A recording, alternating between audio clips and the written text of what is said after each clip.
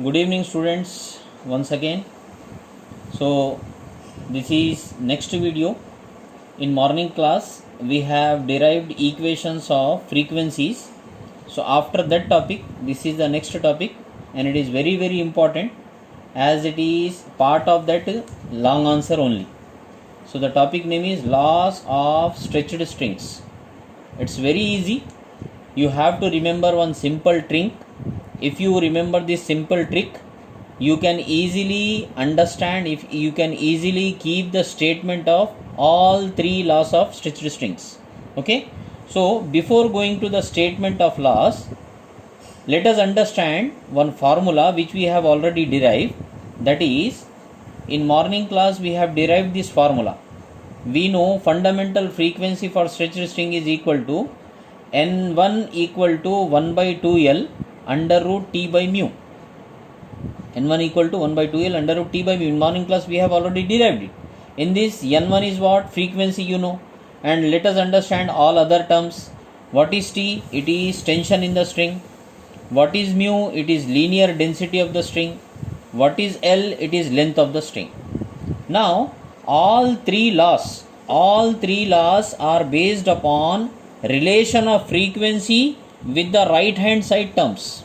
Means how frequency is related to length, based upon that you have one law.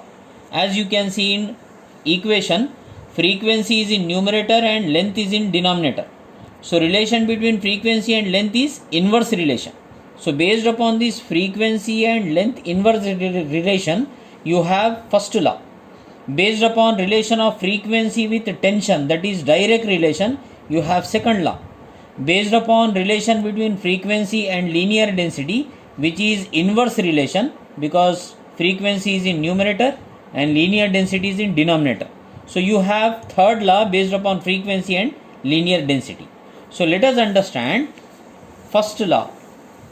Okay, this first law is also called as law of length. Law of length, as it is relation between frequency and length. So first law has another name. It is also called as law of length. From formula directly we can write frequency is inversely proportional to 1 by L. Means frequency and length are inversely proportional from this formula. Now the other two terms, in each and every law, the other two terms will be constant. Okay, so when you are taking frequency and length from this equation, what are the other two terms? Tension and linear density. That you should keep constant. Now based upon this one, you have to write the statement. So I have written statement already. You can see frequency of stretched string E will be inversely proportional to length of string, keeping tension and mu constant. So this is first law of stretched strings. Similarly, second law is called as law of tension. Second law. Okay, so as it is between frequency and tension, it is called as law of tension. Now in this formula you can see directly frequency and tension are directly proportional. So I have written n proportional to root t, square root of tension. So statement is also similar. It is stated as frequency of stretched string will be directly proportional to square root of tension of string, keeping the other two things, that is length and linear density, constant. Similarly, the relation between frequency and linear density is inversely proportional.